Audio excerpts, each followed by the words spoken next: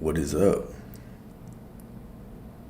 Let me make sure I'm live on everything and then we're going to get started. Today we're going to be talking about worthiness aligned with manifesting. We've been talking about manifesting a whole lot recently, and in spurts I've talked about this concept of worthiness. When people get into the manifesting spaces, they say, I know I have to be worthy. You know, if you feel worthy, feel as if it is yours already. Right? I'm gonna break down how that is actually a scam. All right. So the two quotes we're gonna build this around are: number one, earning worthiness is capitalism, not God. That's number one. And then number two, by believing that you need to earn worthiness, you're communicating that you don't believe that you're worthy. Right? By believing that you have to conjure up a feeling of worthiness, you're communicating that you're not worthy. Okay? By thinking that you have to earn love, you're communicating that you're not loved. Right? So we're going to break down these illusions today. So the name of this lecture is You Are Blocking Your Manifestation by Believing You Have to Earn It. Okay, so let's destroy this illusion. Okay, so worthy without the work, the radical truth about deserving love now. All right, I once met a man who had everything: money, a great body, a sharp mind, but every night he went to sleep wondering if he was truly loved or just performing well enough to be tolerated. He said, I feel like I'm constantly auditioning for love. Right? Does this sound familiar?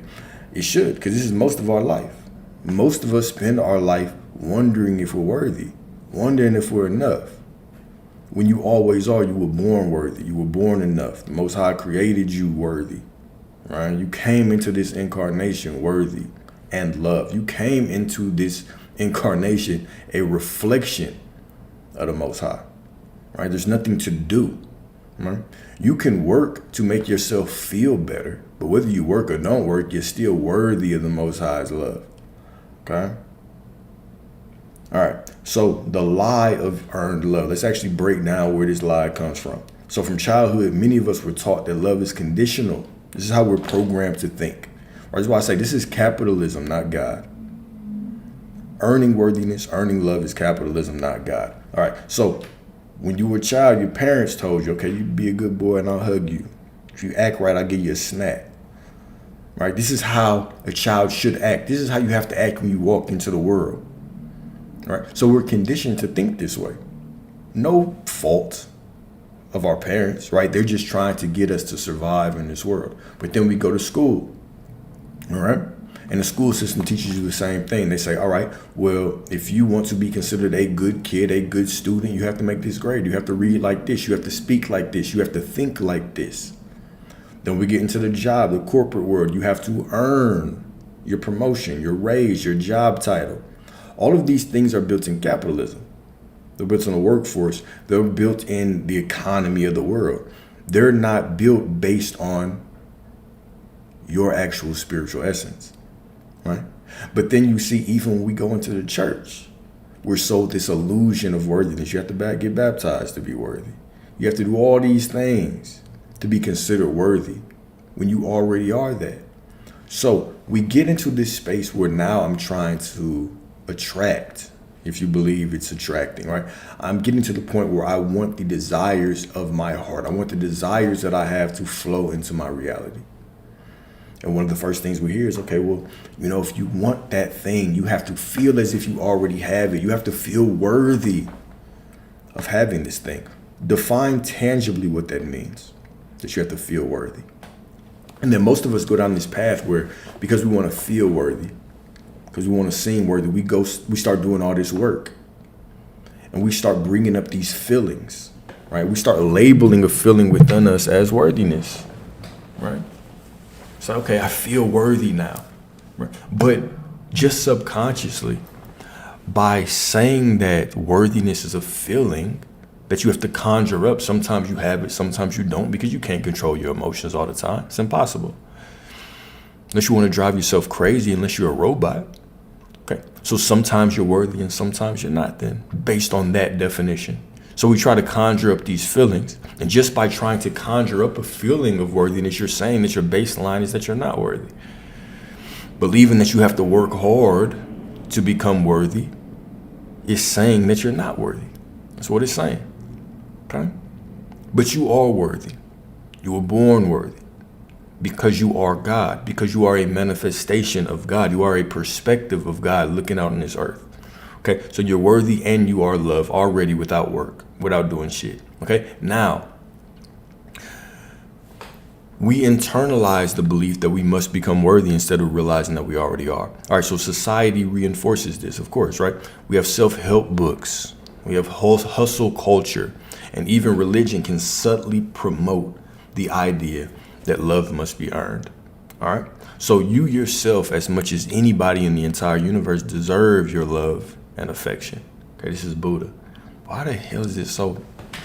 Hold up, y'all. I gotta turn this down. Hey, see y'all. Yeah, damn, or this heat off.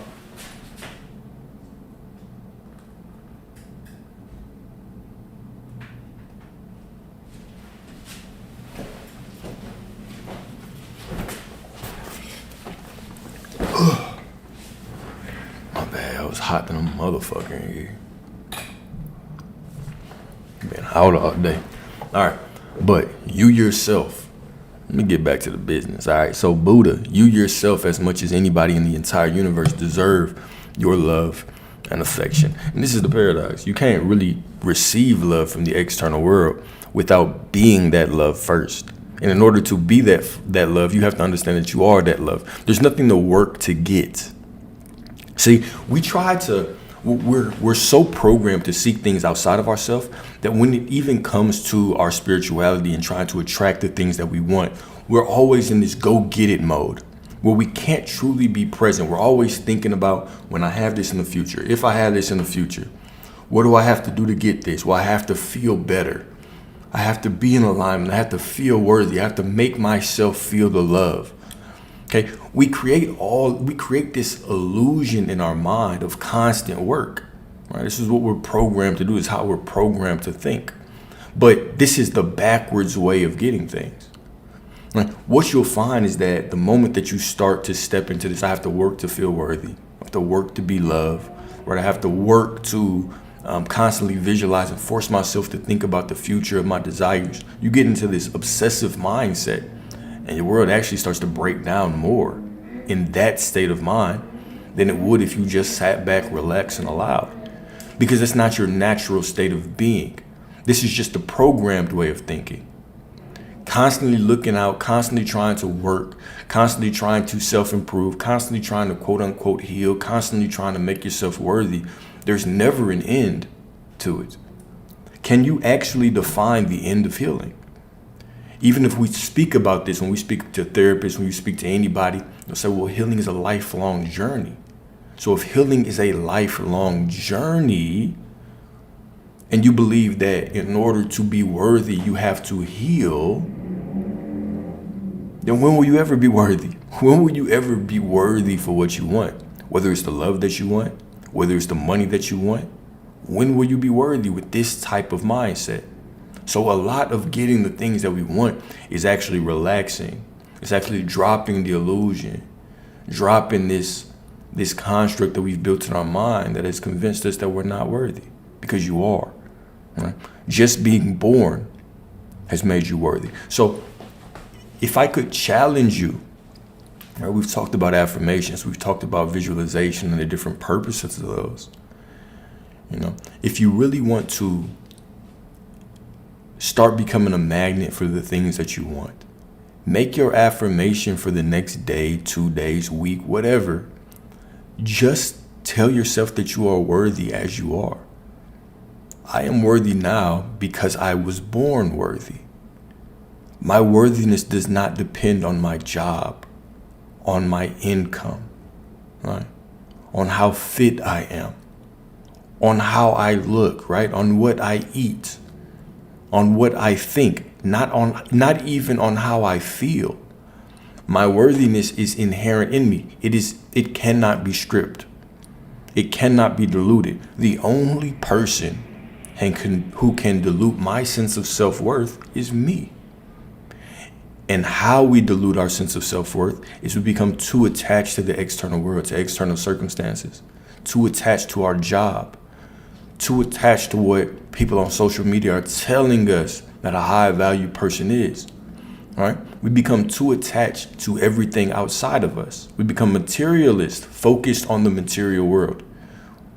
All right?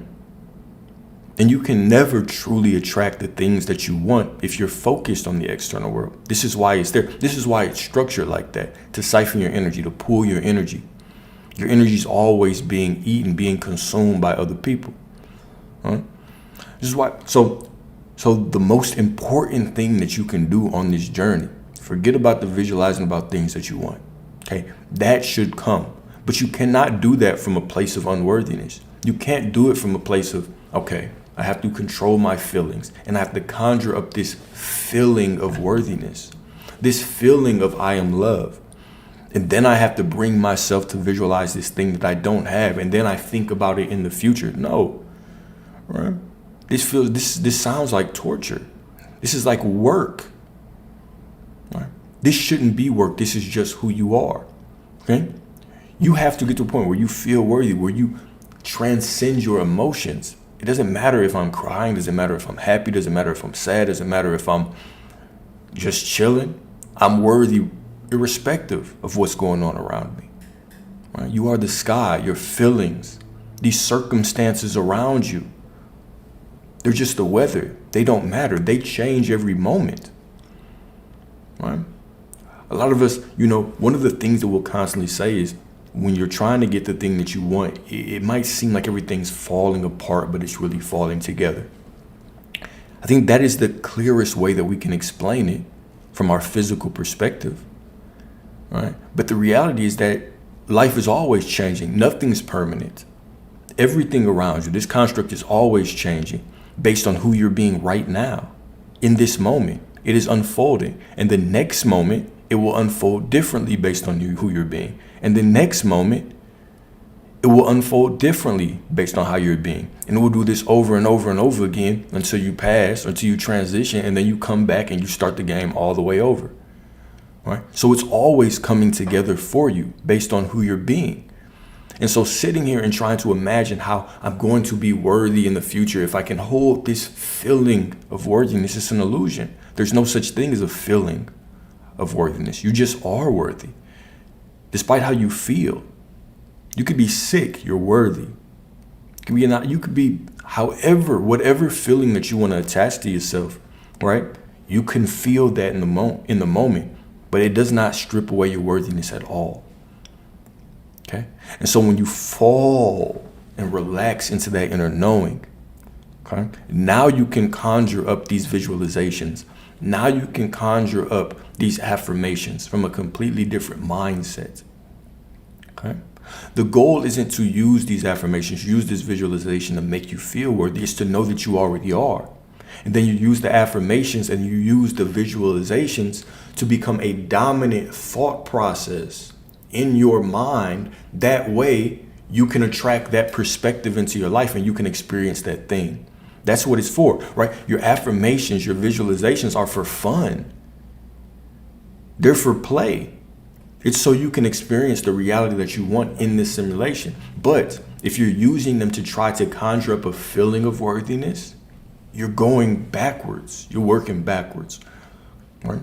And this it sounds simple, but I understand that it does take a little bit of work to strip away this thought process, because this is how the world is built. This is how society, culture is built. This is what has been spoon-fed to us since we were born. You got to earn good grades, right? You got to earn love, attention, affection, all this stuff, right? You got to learn all that. You have to earn all this. Even the church, man. Even the church, right? Tells you that you have to do all these things to be worthy. But you don't. You don't have to do anything, right? You just have to be, right? What's good, brother? What's good? Nah, no podcast. This is just all on YouTube, though. Everything on YouTube, but I appreciate you. Okay? So the trap of self-improvement as self-worth. Okay? There's nothing wrong with growth. But when growth becomes the requirement for love, it becomes a trap. Okay? So we can constantly say things like this, right? When I get fit, I'm finna holler at everybody. Once I get in shape, right, then I'm going to feel worthy, right? Once I make this amount of money, 6 figures, once I get this big lump sum of money, then I'll feel prosperity. Once I heal all of my trauma, then I'll be ready for this relationship. Then I'll be worthy, all right? But here's the thing, you can't even attract those things in an easy, divine way, which is your birthright. Being that you are God, being that you are a manifestation of God, your birthright is to attract these things. Not to sit down and put your head down and grind and grind and grind and grind and get it. Yeah, that's one way of doing it. That's the programmed physical way of doing it, and there's nothing wrong with that. But you also have a divine way of doing it. Okay? So that mindset never ends. There's always another level. Okay? If I believe that I can't actually get, good love until I'm fully healed. And that's one thing that's going around a lot, right? Where people are like, no, come to the relationship healed. Please define that shit. Define what that means. Healed from what? What does that mean? Who is the judge of healed? All right? These are these abstract thoughts that sound good in theory, but they're undefinable. And they switch from person to person based on perspective. All right? And to be even more fair, right? The love that you're seeking is going to be healing as well. So the moment that you come into that inner knowing that you are loved because you're God, what else could you be? If God is within you, if you are God, if you are a manifestation of God, what else could you be? Right? You'll go to the church and they'll say original sin. How? You're a pure soul, and you come down here into your mother's womb and you are born. Right? And they'll start trying to attach original sin to some story in the Bible of a woman eating an apple because she got tricked by a snake. Right? It doesn't even make sense. Okay? Well, you can argue for that limitation and say that you have to earn worthiness, or you can accept the God within you as perfect. And this is why you can bless every situation and look out into the world and say, okay, well, this situation doesn't look ideal, but the God within me is perfect. Therefore, I know it is unfolding perfect. This is why God has given you dominion over everything. Everything. It's clearly in the book. You have dominion over everything. I give man dominion over everything. Everything. There's no condition to that. Right? It's not saying everything but. Everything but your prosperity. Everything but, right? You were given dominion. Okay? So this mindset never ends. There's always another level, and we end up chasing love like a dangling carrot, right? I want to be healed. I want to be worthy. I have to feel worthy. When does it end? Here's a beautiful thing about desire, okay? What desire does is desire actually introduces you to more desires, okay? This is one of the beautiful things about having a desire. This is one of the, and let's really think about this, okay? Because in your desires, you will also learn a lesson, because your desires are a metaphor that show you that you are an infinitely expanding being. Infinitely expanding, never stopping with the expansion, okay? If you have a desire for $100 today and you make $100 in an hour, your desire is going to evolve. You're going to say, oh shit, I want 200. Then after that, it's going to evolve a little bit more. I want 500. I want 1,000. I want 10,000. Your desires evolve because you are infinitely expanding. And your desires continue to pop up in your mind, which is also the mind of God, because there's really only one mind. We're just all looking at this mind from different perspectives, but there's just one mind. Okay? So you're having this desire, and this perspective that you have is expanding on what you want. Okay? Before I ever saw a Benz, I didn't know what it was, so I couldn't want it. Then I got my first car, which was a minivan. I had a red minivan with the sliding door. That was my first car. I was like, shit, I could afford this, but I want better. Then I got a Lincoln. I was like, this is nice.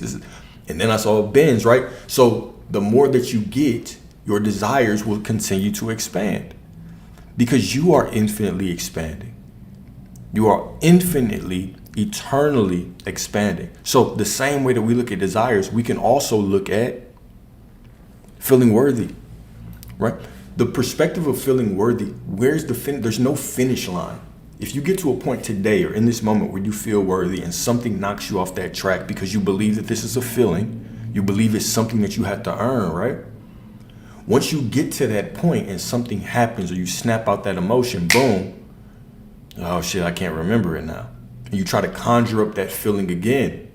When you try to conjure up that feeling again, it's further away.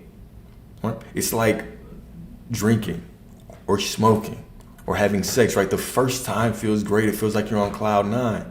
But then you want a little bit more, a little bit more, a little bit more. This is how your feeling of worthiness is. Right? It's something that if you believe you have to earn it, if you believe you have to conjure it up, you'll always be chasing it. It'll always seem further and further away. Right? This is the nature of life anyway. The nature of life is different levels bring different lessons. Different levels bring different tests. So if today I'm working in a corporate job and I'm making $50K a year, there's certain challenges, right? Now when I master those challenges, I get to $100K, there's different challenges, okay? But I have to master these challenges to get to the next level, to get to the next level, to get to the next level. So you're constantly going to be expanding, constantly, right?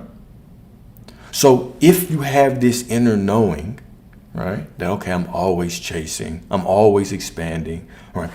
If I'm putting worthiness out there, I'll never be able to get there.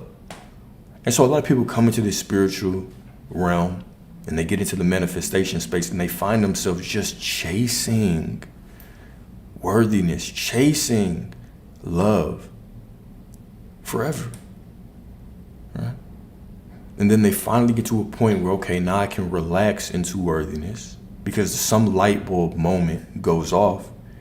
And it's like, oh shit, I never had to work for it. I never had to earn this.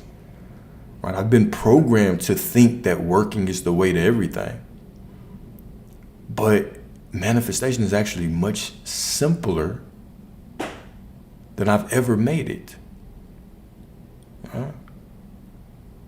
It is about forgetting more than it's about remembering. Okay? It is about forgetting more than can. The other day, right? It's interesting how the things that we can truly let go of are the things that also manifest very, very quickly. So the other day, I'm driving back to the crib from my mom's house, and there's this really congested road. And in my mind, I was listening to somebody speak, and I was looking for a sign. I said, you know what, God, if this is the right path, let me see a pink car. I said, let me see a pink car. And I look around, it's traffic, and I'm like, man, ain't no pink cars finna be here. So I go under the overpass, and I completely forget that I asked this. Like 5 seconds later, because I went back to my affirmations. And on the overpass, right in the middle, it's like, damn, is that a pink car? It was like purplish. I was like, nah, it's not pink. And I got closer, it was pink. And I was like, nah, that was too confusing. That wasn't enough. I need something a little bit more specific. All right? I'm in traffic, and then out of nowhere, this pink car just swerves up right to the side of me and then pulls up behind. It was like it was a nice ass car, like a pink, I don't know, some foreign car. Somebody just had so much money, they were just like, I'm just gonna buy this shit in pink, nigga. Right? But when we release attachment, right? When we release attachment, when we walk around understanding that we are knowing, or understanding that we are worthy, understand that whatever we think and ask for will be shown to us immediately, those things are. Right? It's when we hold on to things because we believe that I have to constantly visualize this. I have to constantly feel like I'm worthy of receiving something. All of a sudden, it becomes difficult. It's like when you think of somebody and all of a sudden they call you. Like, man, it would be nice to hear from this person. I wonder what they're doing. Then boom, all of a sudden they call you. right? No attachment. This is what manifestation is. Manifesting is enjoying your life, understanding that you are worthy already. That should be your dominant thought, not your feelings. You shouldn't care about your feelings. You should be so in tune with whatever's going on, whether you're in traffic and you're cussing somebody out, whether you're enjoying time with your mother, right? Whatever you're doing, your dominant thought should be, okay, I'm worthy, right? And then from that thought, from that space, from that inner knowing, right? And now, when you have desires, because you are God, because God is you, because you cannot separate the creator from the created, okay? You should understand that your desire or you asking is the same thing. Me asking the Most High for something is the same thing as receiving a desire. Me receiving a desire is the same thing as me asking, because we're the same. We're one mind. All right? We are one mind. All right? And so I can immediately let go. I can immediately feel the fulfillment, accept it.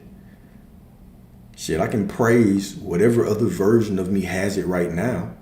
And because another version of me has it right now, that means I have it right now. So it must unfold in my reality in a divine way. It may look unideal, the situations, the circumstances around me. But the circumstances around me are not me. They're just circumstances. They're based on past thoughts, past beliefs, and they fade away in every moment. Right? Every moment is a new opportunity for me to present who I am and allow my desires to unfold in front of me. Okay? Every single moment is this opportunity. But when you can walk around with that true wisdom of who you are as a worthy, eternally loving, conscious being, right? In tune with everything that you want, now you just can truly enjoy life.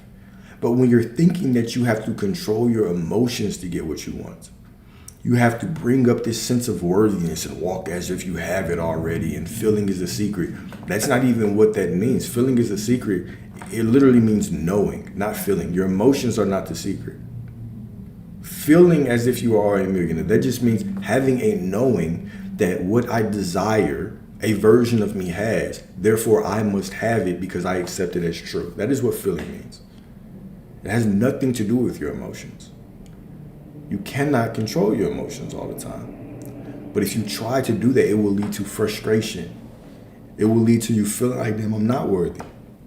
How are these other people doing it? How are they controlling their emotions? How are they holding on to these feelings? Right? So this is a lot of people tell you when they don't really understand these spiritual perspectives. They'll tell you that it's about your feelings and your emotions. You have to stay in this positive state and wait in expectancy and all this. No, you just have to understand that you're worthy, and then you have to accept things as true, and then you just go about life and enjoy it. And you bless every single situation as the perfect unfolding, because you are the divine in every situation. You have the power to bless every single situation as unfolding for you or against you. All right, let's break that down, okay? When you consider something divine timing, it is divine timing because you deem it so. All right? Because you deem it so. When you say something is against you, it is against you because you deem it so. But when you say everything happens for a reason, it is that way because you deem it so. You are the author. You are the controller. All right? There's nothing else. You have everything within you right now to receive everything that you want. All right? Everything within you. Okay? So you have the ability to look out and bless situations as you want. That's one of the most powerful affirmations that I constantly use. The situation might not look ideal, but the God within me is perfect. Therefore, the situation must be perfect. I don't care what the situation looks like. I'm just going to go through it and bless it as perfect and know that it's a perfect unfolding. All right? Precisely what you think is fact, man. That's as straightforward as it is. What you tell yourself, how you tell yourself it is how it is. Therefore, there's nothing outside of you to control, just your perspective. Right? There's nothing outside of you to control but your perspective. Right? So, reflection question. Who taught you that you had to earn love? Right? Can you actually trace this back? Who taught you? Was it school? Was it your parents? Right? You know? And it's nothing to be, upset at them about. It's just something to be conscious of. Right? I was taught this because I had to survive in this world. Because my parents, this is what they saw. This is how they experienced life. Right? We can even go on a deeper perspective, right? We talk about trauma, especially in the Black community, right? In the melanin community, we talk about trauma. A lot of the trauma that was passed on to us, our parents didn't even have a choice. They didn't have a choice in some of the things, in some of the ways that they raised us, because of how they had to be raised, because of what they went through. So they were in situations where they had to pass on information to us in a way to allow us to survive in this world. But it wasn't their choice. They were just doing the best that they fucking could. All right? So one of the lectures that we're going to do upcoming, probably tomorrow or the next day, it's just going to be on manifesting as a collective, as a community, because communities have identities as well. This is why you can drive through the world, right? And you can tell what kind of community you are in. It is more than a look, it is a feeling. This is why it's very difficult for you to transcend poverty from certain communities, because there is a collective mindset there. Sometimes the best thing that you can do is move away from there just so you can fix your mindset and then go back later on. All right? But communities manifest things. Collectives manifest as a world, being that we are one consciousness, right? You can think of the universe as a giant organism, right? With different organs, different cells. Us as humans, think of us as cells, right? Cells making up organs or making up tissues. Think of a community as a tissue, right? Think of a city or a country as an organ, right? Think of the world as this organism and different organisms. All of these things have different functions. They're manifesting different things at different levels. But there's always this consciousness. It's what we call the hive mind, right? It's easier to sin when you're around a bunch of sinners, right? Your mind can be swayed easier to do right or wrong when you are around certain people. We call it psychology, but it's spirituality, man. You can manifest as a group of people, right? Even the Bible says when multiple people join in prayer, it's stronger. We just think that prayer means being on your knees and folding your arms and praying and begging God, the hell help me, God, please. Shit. Every thought is a prayer. Every word you speak is a prayer. When you go to the barber and y'all are talking shit together, y'all are praying. Right? Ladies, when y'all go to the salon and y'all talking shit together, y'all are praying. Right? Like, this prayer is just communication. That's all it is. Right? It doesn't mean one thing or another. So even as communities, right, to change the circumstances of a community, you have to change the identity. Right? The same way that if somebody with a poverty, one person with a poverty mindset got 10K lump sum, 50K lump sum, they'll go broke. We see people win the lottery and go broke all the time. If you just put nice ass stuff in certain communities, it would fall apart because of the mindset of the community. So when we talk about shifting communities, we have to talk about shifting mindsets first. So there's different levels and layers that we have to go through, right? So, I mean, you know this, right? It's even, you could say that it's more difficult. I kind of already said that. But if me as an individual, I'm trying to change, and I chose parents that had limited beliefs in certain things, okay? It would be very difficult for me to change my limited beliefs that have crystallized because I consumed their beliefs for so long, unless I left and saw something differently. Okay. This is even why it's very difficult for older generations to change, right? But you think of the nature of their life. Right now, we're in a connected time. You can pick up the phone and talk to somebody in Australia, talk to somebody in Canada, talk to somebody in Europe, talk to somebody all across the world, get different perspectives. The moment I say something, somebody could be like, hell no, bro, that ain't true, right? You can get challenged immediately. But if you think about, the older generations that weren't connected through social media and through the internet, they literally were born in a household. They all had the same thoughts. Everybody in the neighborhood, same thoughts. Everybody in the school, same thoughts. Everybody in the church, same thoughts. So now when they get out and they see things going on in the world, it's like, oh, hell nah. That can't be true, right?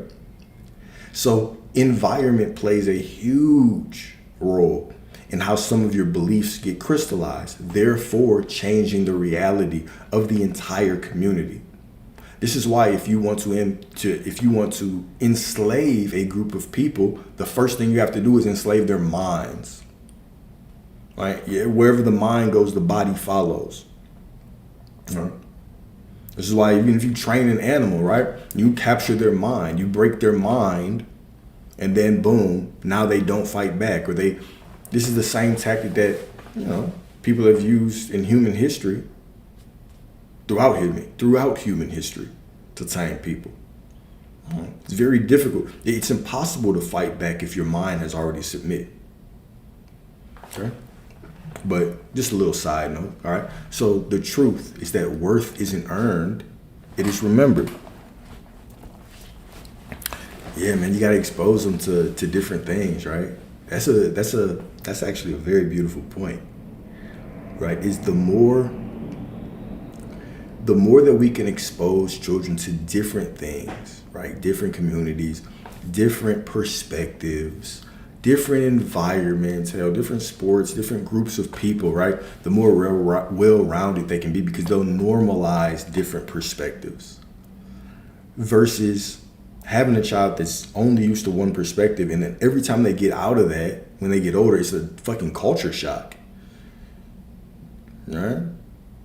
There's certain things that are naturally going to be culture shock, but you don't want this culture shock at everything, or you don't want their mind to get so rigid that it becomes very difficult to pull them out of their thought processes as older.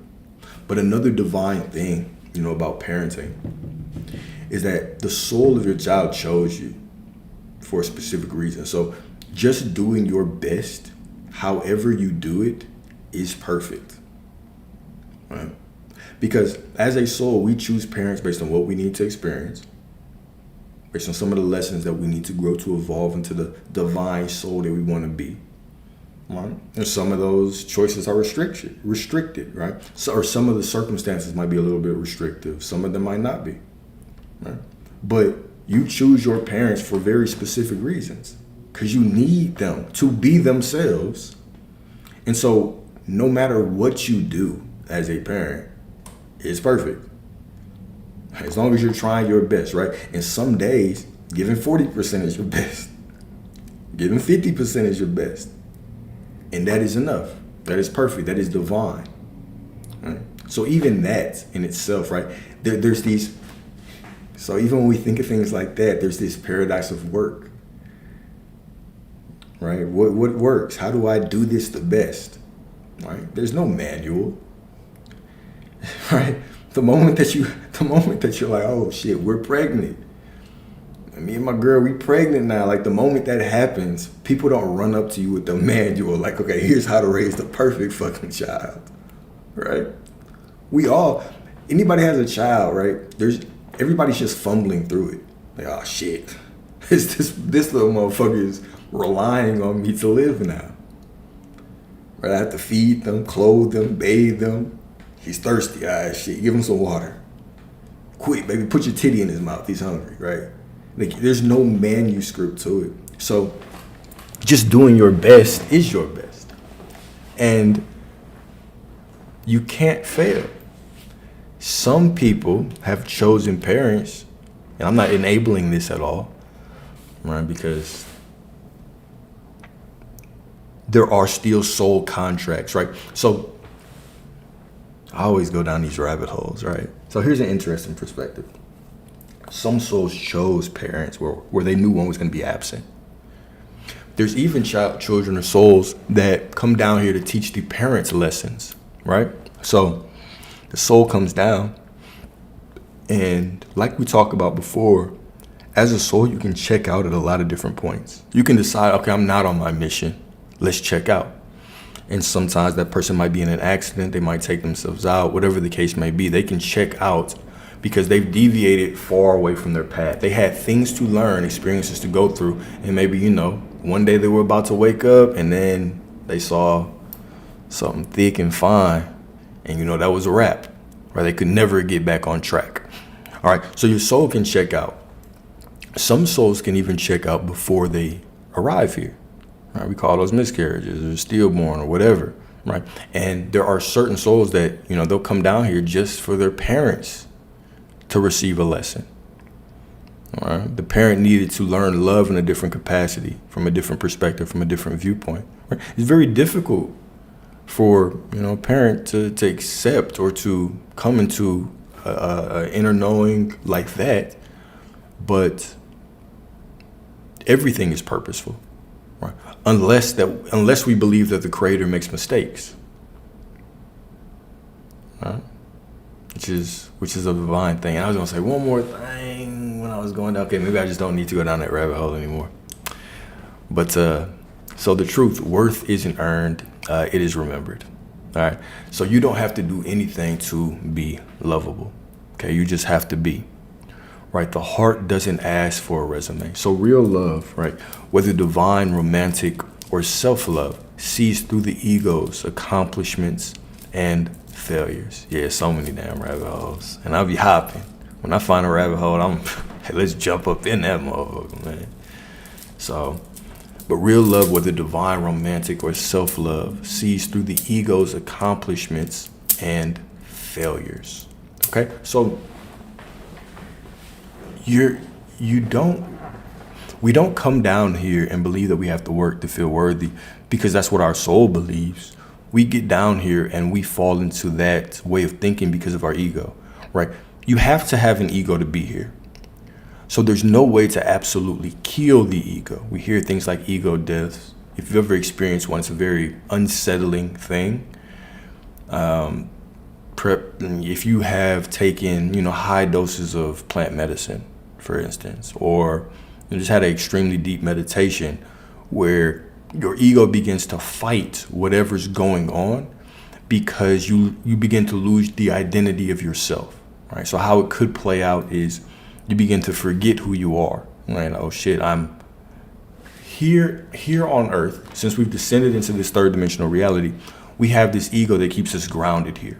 And this ego attaches identities to itself, to ourself, based on what we go through and what we experience. So if I ask someone, if somebody walks up to me and they ask me, hey, what's up, Dwayne, bro? Who are you? I would name a bunch of things associated with my ego. I would say, oh, my name is Dwayne. Is my name Dwayne? So my parents named me, but is that my name? Where I say, okay, I'm a son, I'm a brother. You would name all these things, right? I do this, I do that. I work at this company or for this job. I make this much, I drive this. We would start to associate who we are to all of these things. This is what our ego does because our ego has to be grounded to this reality. So our ego creates these versions of ourselves, these identities. And based on these identities and what we want, our ego says, okay, well, in order to survive here, and this is a construct that's based on work and improvement and advancement, let me continue to work. Let me continue to push these versions of myself, right? But these things are all just ego built, right? They're not really who you are, right? Whether you are a father or not, you are still you, right? You can, here's another thought experiment to prove how unlimited you are. You can be anything that you imagine, anything that you are capable of imagining, you can be. All right. So right now, I want you to imagine. Just play this game with me, y'all. Play this game. I want you to imagine. Name 3 things. If you can imagine it, just say yeah, or just ignore me. If you cannot imagine it, Then call it out, okay? Can you imagine being a millionaire? Probably so. Yes, all right? Can you imagine yourself on a private jet right now? Probably yes. All right, and here's number 3. Can you imagine yourself not existing?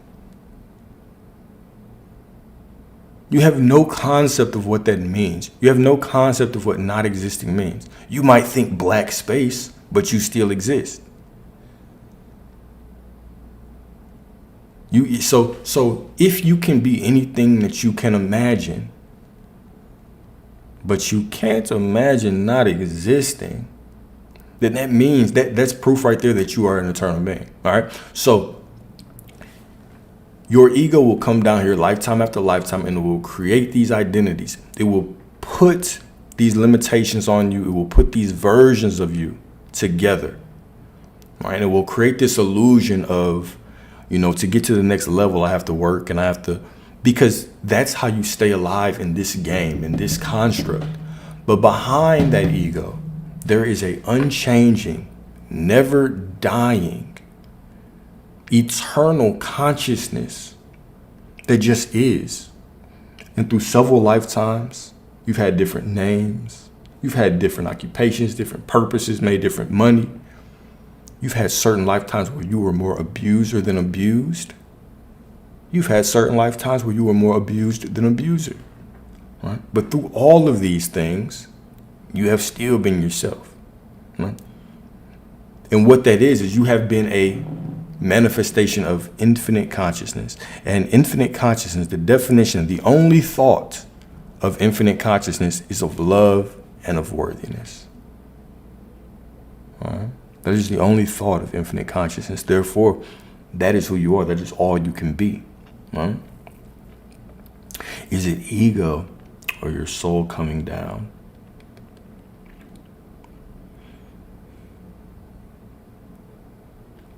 I only took a moment to breathe because I didn't understand the question. Is which part ego or your soul coming down? It sounds interesting. I want to answer it.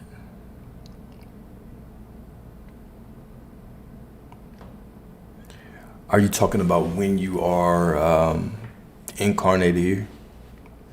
It's just your soul. Okay, I got you. So when you come down here, it's just your soul. So your soul descends, jumps into the pineal gland of your fetus, of the fetus that's in your mother's womb. And so as soon as you jump in that pineal gland, you climb into this body, your mother's water break, you come out. Now, the moment that you start coming into consciousness, and coming into consciousness takes a long time because the third dimensional reality is dense. So your soul has to get used to it. That's why you don't remember a lot of shit when you're young. Right? You come into memories later on in your life. Right? If you think about your first memory, it's probably very spotty as a child. Then you get to a point where you start to remember more clearly as time goes by. Right? And then all of a sudden you get to like the preteen years, maybe 8, 9, 10, 11, somewhere around there, and you start to like fight back and wake up. And parents call this the rebellious time where kids stop wanting to kiss them and hug them. They start waking up because your soul's trying to figure out what is what. Right? But all through this, you're developing an ego. And then even in that part, you start to hyper develop that ego, which is really just what you need to develop to survive in this world. That's all. Yeah, about 6, 7. I was a little slower, so it took me a little longer to start remembering. But around those times, you start to remember. You start to try to form an identity, try to understand, what am I doing here? How am I going to impact the world? All those divine things. Okay. So no, you don't bring your ego. You don't bring like an old ego, but you can bring old memories, old skills, things like that. But yeah, it's just your soul from.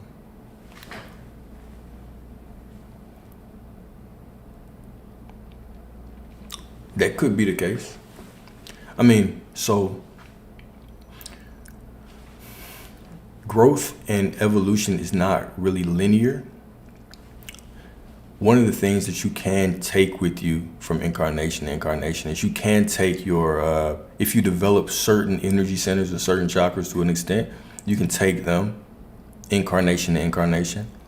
Right? That's why if you develop certain of your higher energy centers, you can remember more in your next life.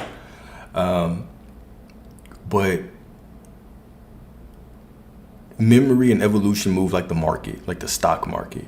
Right? Like some days it's up, some days it's down. Some incarnations, that motherfucker's up. Some incarnations, hey, you ain't want to wake up. Right? So, yeah, the more that you have, naturally, we should be waking up more. And it ain't really, it's hard to, you can't really pinpoint it like that. Another beautiful thing is that when we think of past lives and future lives, that in itself is really it's not accurate per se, right? Because everything is happening right now. Everything that you're reading in the history books is happening right now. You're experiencing time in this linear fashion, in this reality, in this incarnation that you're living. You're hopping through different timelines, but everything is unfolding right now. The past, the future, they're just like, they're really just memories. Two people can have completely different memories about the past. That past happened differently for both of them, even though they were in the same situation. So if I pass away right now, I can be reincarnated, but I could still be alive in that next reincarnation since everything is happening right now. All right. So if you come out of this third dimension, all right, if you come out of this reality, everything is happening at the exact same time. So what I think is the future of 2050, I think like, okay, my next life is gonna be in the year 2050 or 2080 or 3000. No, your next life could be in 1280. The next life that you incarnate could be 1280, right? It is your next life, and you would still have memories of this life, but everything isn't moving in a linear way like we believe it is. All right. So you are getting wiser, though. You are getting wiser, but it's not as linear as we believe it to be. And even our mind isn't built. Your mind isn't 100% built to pull in all the old timelines because it wouldn't make sense. There's certain things that we can pull because they're conducive, and there's certain people that can pull a lot. But it wouldn't really make sense for you to pull timelines that weren't going to help you, because you could just literally spend all of your time just thinking about those things. So your mind protects you. Your mind, it protects you. This is why you don't remember all of your dreams sometimes. So when you go to sleep at night, you can dream. And in those dreams, it's going to be different versions of you, different parts of you being outpictured so you can work on different things, right? But you could have certain dreams hundreds of times and never remember it until your mind snaps and says, okay, boom, we're ready for it. He's ready to consciously remember this dream so he can wake up and actually work on it. It's the same with your past lives, with your quote unquote past lives. There's a lot that we can remember, we can access, but there's certain things that your mind is not going to allow you to access until it's time to access them. And in a lot of situations, the time to access them isn't until we have removed ourselves from this incarnation. We have come back into oneness. All right.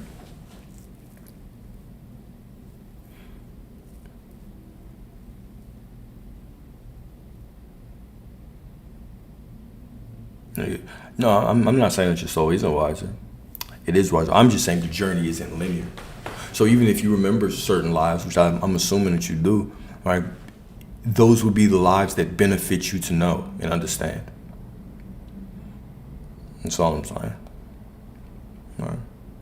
Is that you are wiser, and then just the fact that you're able to consume old memories and old timelines, right, would lean to say that, yeah, you are wiser now. Because you have the capacity to hold those things, right? All right, cool. All right, so all right, the fear behind rest. Man, we got way outside of my bad, y'all. You know, once your boys start going, I'm like an Energizer bunny. All right, so the fear behind rest. Number 4, you're blocking your manifestation by believing you have to earn it. All right, why do so many of us feel guilty resting or relaxing or not doing? Okay, it's because of the programming. It's because of how we are programmed to be in this reality. Right? It's what we think we have to do to survive, what we think we have to do to get things. Okay, so of course I don't want to promote anything that's dangerous, because there are certain situations that, you know, if you're in a bad situation, you can't just get to this feeling of worthiness and manifest your way out of it cleanly. All right, well, then you're gonna have to work to get through that, and then maybe start this journey, right? But what I am saying is that a lot of the work that we've been taught to do is counterproductive. And I will constantly lean on this thought of worthiness and this thought of, in order to attract love, I have to be love. And then we're sitting here trying to conjure up these feelings that don't exist. Love is not a feeling. Love is not a feeling. It's just a knowing. Right? It's just a knowing. It's just a knowing. Someone could ask you, if you're in love with somebody, quote unquote in love with somebody, somebody could ask you, and like, hey, you know, are you in love? You just know that you're in love. Yeah? You might feel it from time to time, right? From time to time, you might have this feeling of bliss around this person, but if you don't have that feeling, does that mean you're not in love anymore? All right? And maybe that was too earthly of an example. But what I'm trying to get at is that because you descended from source, you are love, because source is love, because God is nothing else. God can be nothing else besides love. Right? Unconditional love. Love without conditions, love without boundaries, love without expectations. This is God. Right? So this is you, because this energy flows through you. So this is nothing to conjure up. This is nothing to work towards. And the things that we define as self-love today this is not love. Right? Just because you're going and you're taking care of yourself and you're pampering yourself, those are things for your well-being. But that has nothing to do with bringing you love, with showing yourself. That has nothing to do with that. This is just watching out for your well-being. But even if you weren't, whether you're doing that or not, you're still love. Just the fact that you say that you have to do things to show that you love yourself is an admission right there that you're not love. So you're sending out the wrong vibration. Just you saying that I have to work to make myself feel more love is saying that you're not love. Love is just who you are. Love is because you are born, you are love, right? Because you are God, you are love. That's it. Right? Whether I feel like crap, whether I feel depressed, whether I feel happy, whether I've just lost it all, whether I've just gained it all, the outside circumstances do not define that I am love. How I'm feeling does not define that I am love. Even if I don't like it, and this is so hard to explain in a physical way, but love is the unconditional love of the Creator. This is a love without boundaries, without condition, without needing anything in return. And this love flows through you. And so what you have to do to be able to start attracting the love that you desire is allowing this love to flow through you. Right? It's accepting this love. This is accepting this love. It's accepting that I am worthy, that I am loved without any work. Right? Now, some things that you can do to open this up, right? Because you can do things to maybe allow yourself to accept this more. You can affirm it, all right? But this is just a radical snapping into, okay, I get it. This is what a lot of these teachings are. It's snapping out of this. It's an unlearning more than it's a working towards getting. All right. How would I describe self-love? I would describe self-love as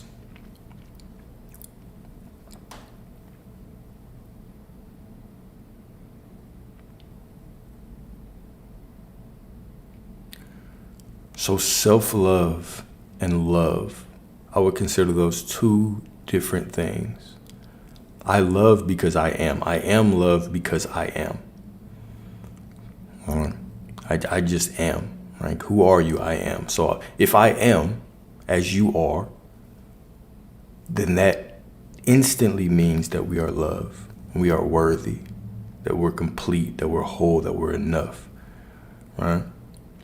Self-love, on the other hand, in a worldly view, I would say self-love is more so taking care of your well-being. Right? Self-love would be, and I prefer to use taking care of the well-being versus self-love. But if I had to, I would say doing things that allow me to show up in the fullness of who I am. Whether that's setting boundaries, whether that's taking care of myself, taking care of my hygiene, whether that's putting myself in positions that are ideal, speaking my truth, doing things that make me feel like I'm closer to the Most High. I would consider those things well-being, right? But love, right? Because I am loved, right? Because you are loved, right? And yeah, that's a good one, right? So self-love, understanding. What does it say? Acceptance of all parts of self, understanding and knowing that I am. That I am is literally the most powerful phrase that we can state, right? The name of God, your true name, I am, right? When we talk about manifestation, people will tell you that you want to use the I am. You want to say I am because you want to say whatever you are saying in the present moment, when really I am is your name. I am, right? So just a declaration that I am means that I am worthy, I am loved because I am God, right? When the Most High presented himself to Moses, and Moses asked, what is your name, right? The Most High said, I am that I am. I am that I am. This is the name of the Most High. This is your true name. So anytime you are saying that, speaking that, you are declaring that you are all that is. Therefore, you have no choice but to be worthy, no matter what you're feeling. You have no choice but to be worthy. You have no choice but to be loved because you are, right? Whatever you say, you are, right? Now, you can add something to that dilutes it, right? So you can look out at a circumstance and you can declare yourself to be less than you are by saying, this is all work. This is never working out for me. Oh, just saying that was uncomfortable right there.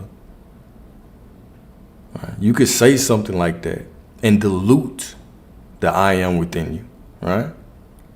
But who you are is pure consciousness, pure love.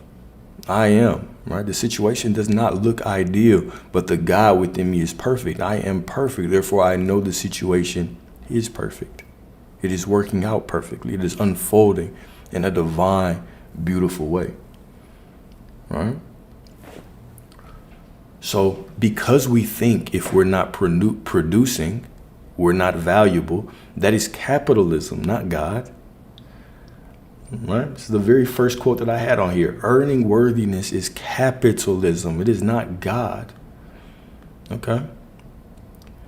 Let's see here. Your value doesn't drop on your off days. Okay? The sun is still the sun on a cloudy day. The sky is still the sky. Whether it's cloudy, whether it's raining, whether it's a thunderstorm, whether it's a hurricane, whether it's sunny, you are still you. Your worthiness, the fact that you are loved, is not dependent on anything going on outside of you. You are not your circumstances. Okay? You are the consciousness behind them. Right? So love without conditions is actually revolutionary. To love yourself as you are is one of the most rebellious acts in a world that profits from your insecurity. This is how companies are built. This is how corporations are built. This is how capitalism is built.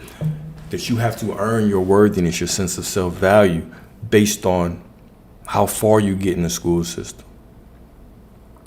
Based on what you can provide to these companies, and they can give you a little piece of money, right? To allow someone else to love you without conditions, without mask, is a practice of courage. So in previous lectures, I've talked about love. I'm about to go on another rabbit hole, so hold on, all right? So we've talked about love and the fact that a lot of people run from love because it's not that they're addicted to chaos and they want to run behind chaos as much as it is that they cannot sit in the stillness of true love. Because as we're talking about right now, right, love is just love. It just is. So if I'm a person who is uncomfortable with sitting by myself,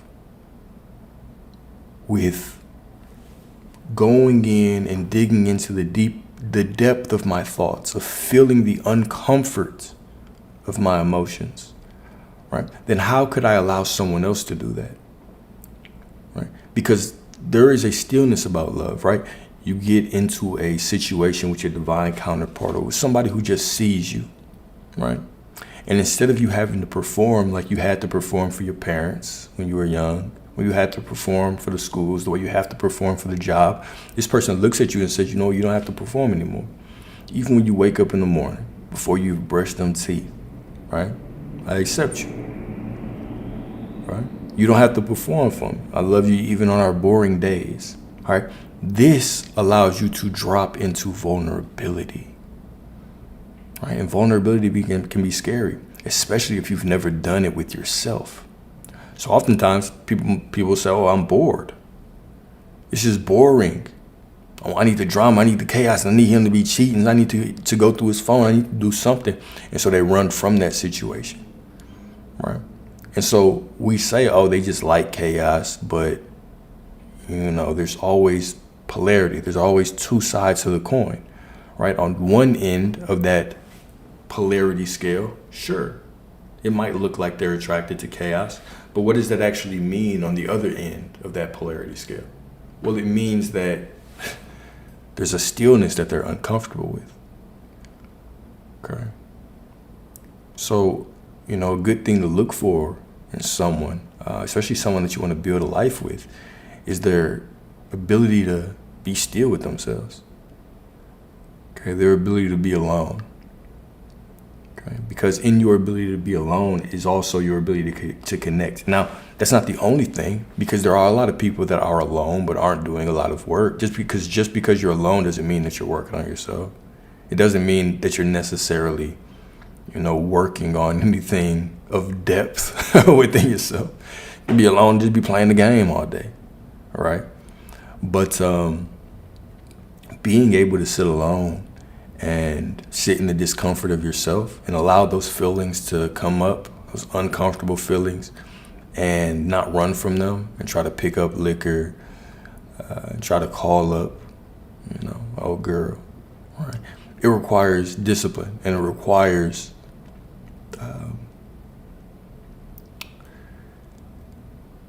a different desire to evolve, right? That unfortunately we've been programmed out of, because as we see, why a lot of people struggle to sit alone is because we're constantly programmed to think that working and moving is always the right thing to do. It's what I was just mentioning earlier, right? So many people feel guilty resting or relaxing or not doing. When a lot of this work, a lot of this self-mastery work, a lot of the work on overcoming ourselves, it requires us to sit down. It requires us to rest. It requires you to not do and relax and shed, right? And dig deep within yourself. It's a very uncomfortable thing when you've been trained in the world, right? Meditation, this is something that our ancestors have been doing. This is why they were so tapped in. Why did your ancestors know about how many rings are around certain planets? They could tell you about things inside your body. They didn't have the technology we had. Right? But this is something that's natural to us as humans. right? To us as humans, as gods, as whatever, whatever species of person that you are in this world, right? This is something that's been natural to us throughout our existence. However, we've been programmed away from it so much that, many people, it's going to be very difficult for them to meditate for 5 minutes, 10 minutes, 15 minutes. I'm not saying, oh shit, I can't do it. Because we're so conditioned and used to picking up the phone, turning on the TV, turning on the movie, even just wandering to the fridge and opening and closing it. These aren't luxuries that we've always had. Right? You might not eat for days. Right? You damn sure didn't have a cell phone, TV, all that shit back in the day, right? It was just conversation and solitude. You were in the mind, in your thoughts. Right? Information was gathered. Insight was gathered through, people who tapped into their abilities. Because they could ride, they raised their seed. They raised the sacredness of their divine vessel. They raised their kundalini, their Holy Spirit, their eternal flame, whatever you want to call it. And they were able to reach certain psychic powers that had been zapped from us because of all the programming and because of this need to always move and do that we've been forced in these days, right? Yeah, you have to, right? We have to process everything that's going on around us, right, by ourselves. And it's not something other people could try to help us, but we're the only people that are in our mind 24/7. So who else could really analyze you like you?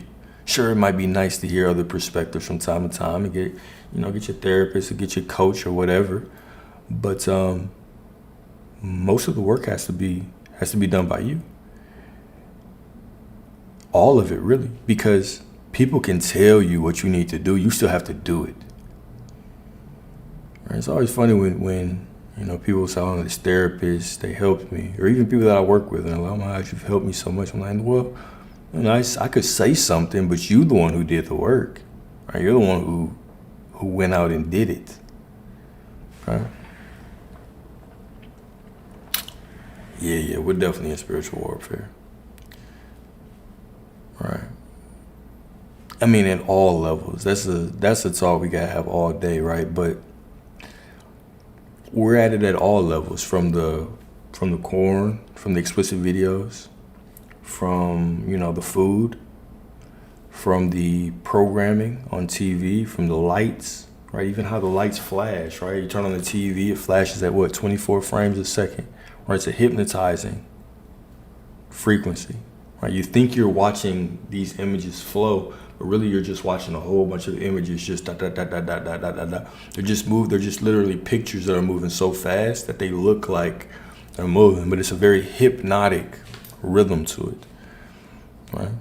So, I mean, church, we talked about the Council of Nicaea the other day, right?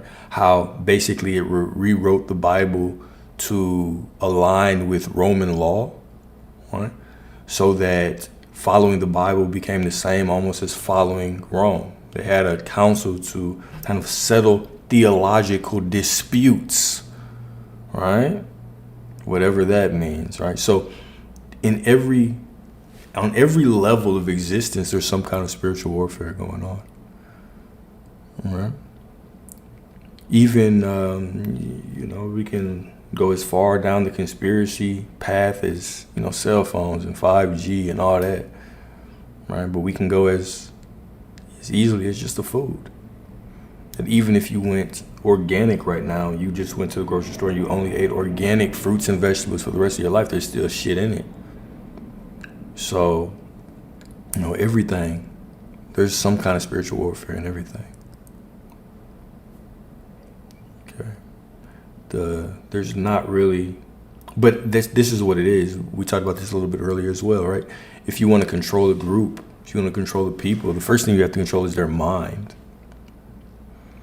right? And the body follows. Okay. You want to suppress certain skills. You want to suppress certain ways of thought, okay? And in doing this, you can control the people. So yeah, there's always spiritual warfare. The entire world is set up for you to give up your spiritual desires. But it's interesting because the way that things are shifting it looks like we're heading back to a time where you'll really need to tap into spiritual gifts, even to make money.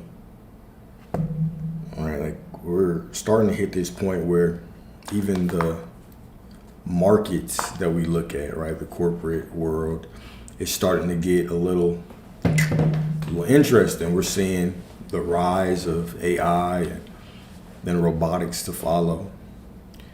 And so there's a lot of changes in the world right now. So it would definitely benefit for us to tap into our spiritual nature. Yeah, for sure.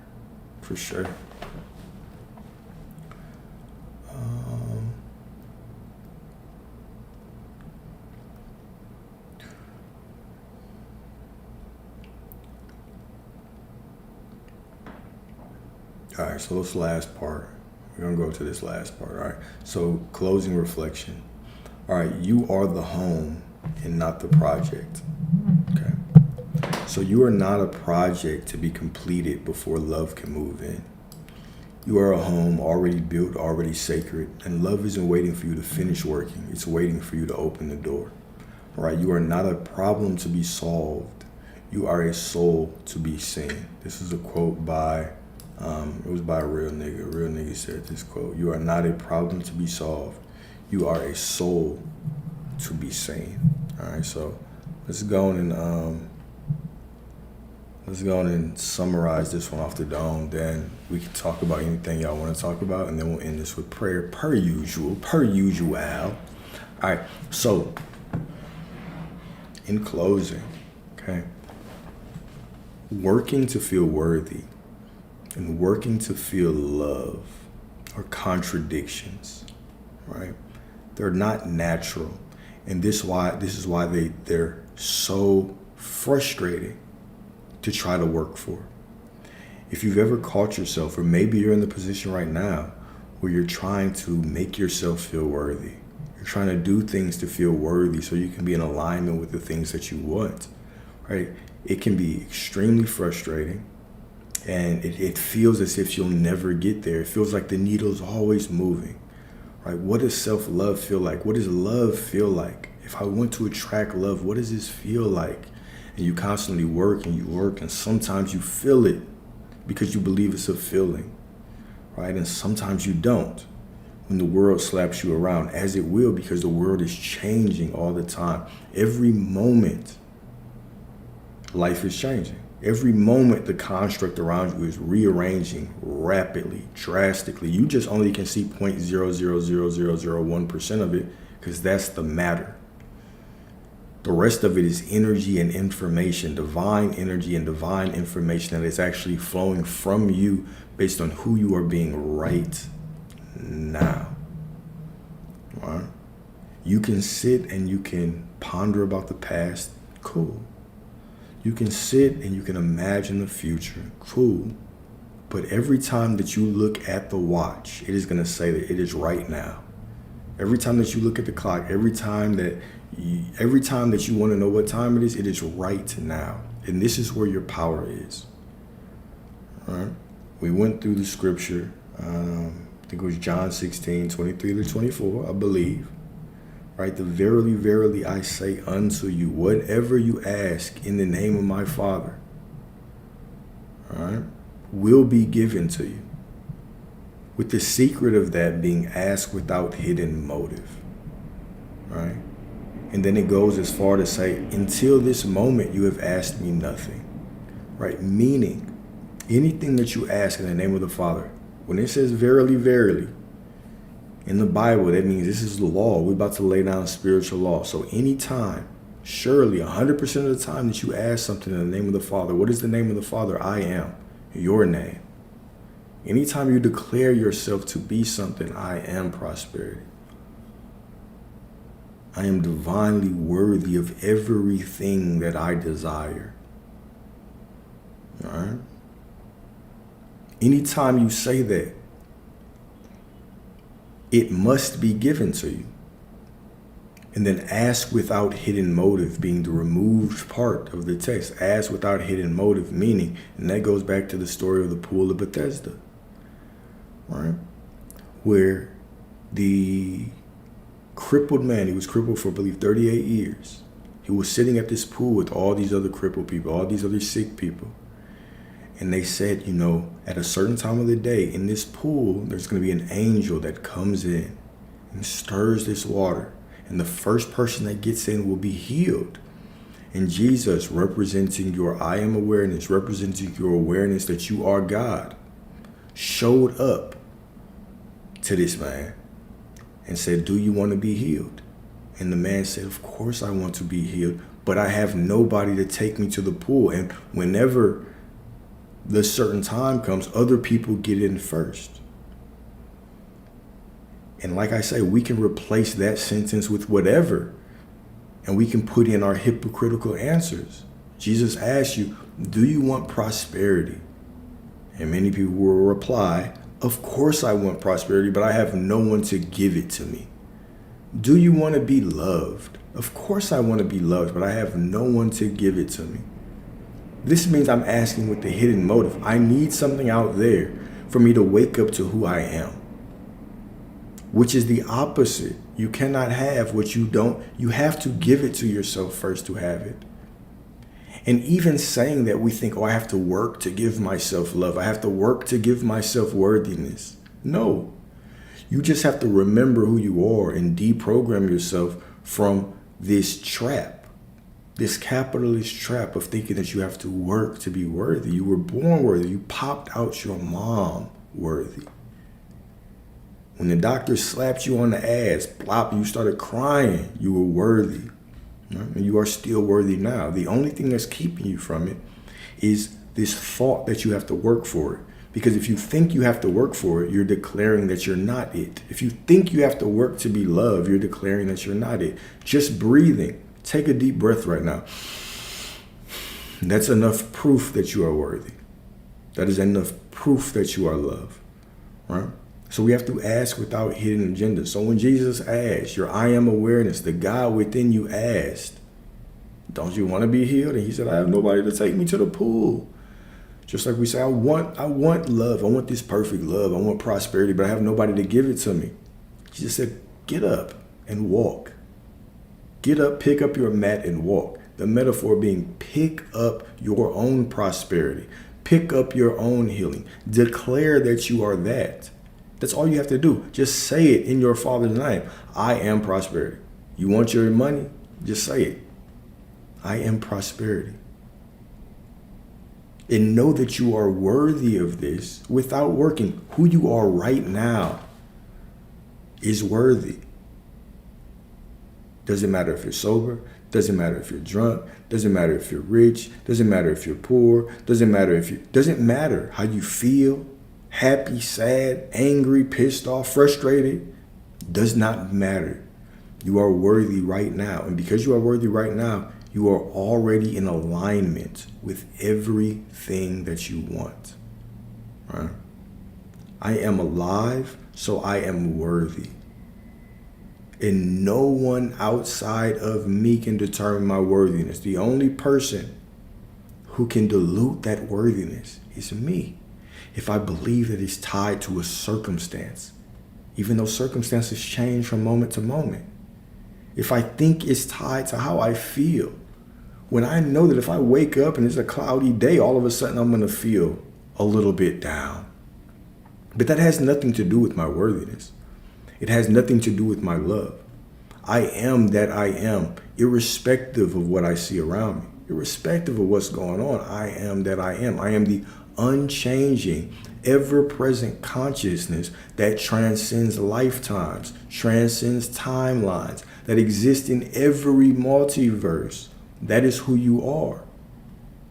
You're just experiencing a single perspective right now, and you believe that this perspective that you see determines your worth when it doesn't.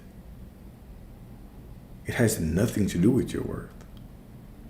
The circumstances that you are in is just that your soul, your I am awareness, the God within you is trying to put you in circumstances so you can wake up to how powerful you are.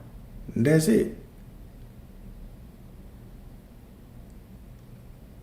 And once you to wake up to how powerful you are, and I know I'm about to start doing late night radio. I'm gonna start doing late night radio, man. It's a side job, right?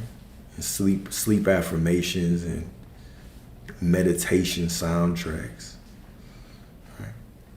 But a lot of the circumstances that y'all are in are just so you can realize how powerful you are and manifest your way out of that overnight. Overnight. This is who you are. This is the divine being that you are. The God within you knows no limitations. Knows no limitations. You know limitations because you're here and you think what you see is real. But the moment that you think something, there's a version of you in a reality that has it, meaning you have it, because you live in every single reality right now. The past, the future, these are all illusions. They're all happening right now. Anything that you imagine, you have it right now. And the only thing that you cannot imagine, no matter how hard you try, you could never imagine not existing, because it is impossible for you, because you are an infinite being and you can have whatever you can imagine.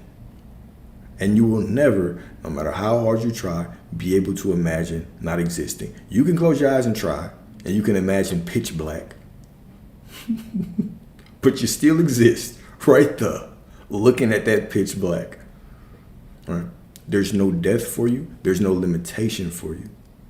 You are worthy because you breathe air. You are love because you breathe air. Relax into this inner knowing and allow your life to get as delicious as you want it to be. There's no limit. You're the limit. You're the one hitting the brakes. Right? Fall into your worthiness and then start having the audacity. Start having the balls to believe that you can have whatever you want. Start to get outrageous. Start to raise your level of desire. Right? Walk around for the next 7 days, and your dominant thought is, I am worthy for everything right now.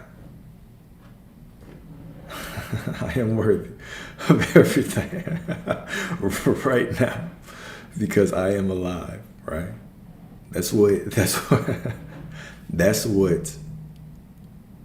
That is the challenge.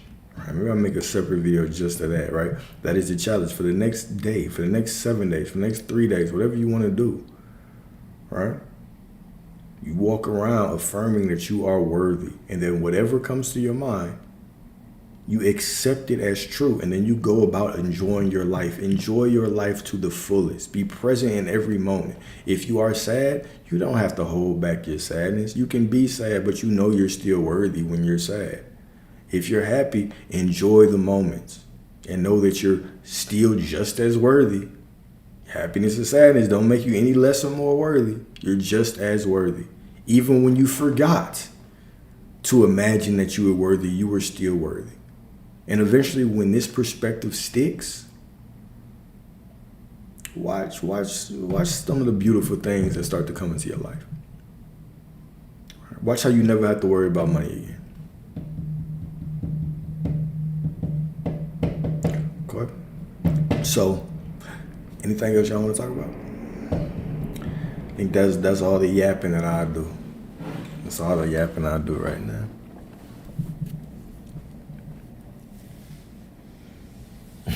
Yeah. Every experience becomes intense, right? Because when you're trying to control your feelings and your emotions all the time, you can't even be in the present moment. When you're always trying to work for something, you can't be in the present moment. If you truly believe that your feelings control reality, right? If you really believe that, you can't even relax in life because you will always be so focused and fixated on your feelings. If you're in a good feeling, you're like, oh, things are happening. Let me try to maintain this. Now you're not present. You're not even in the now moment. If you're sad, you think you're fucking up your reality and you're trying to force yourself to feel better. You're suppressing your negative emotions so you can't grow and learn whatever life is trying to show you in that moment. Right? It's not a pleasant way to live, man. Even if you try to control your thoughts all day, there's 60,000 of them. Right? If you get bad news, your thoughts are going to spiral. If you try to suppress your thoughts or whatever, you're not, all of your thoughts are not you. All of your feelings are not you. They're just thoughts. You would have different thoughts based on whatever was going on around you. Right? You're still worthy in the midst of these. You are still the consciousness behind those things. In all of your lifetimes, you've had thoughts galore. You've had more thoughts than you can imagine. You've had more feelings than you can imagine. Yet in certain lives, you mastered these techniques better than others, right? And then it's always in the lives that you're able to let these things go. All right? Just let these things go.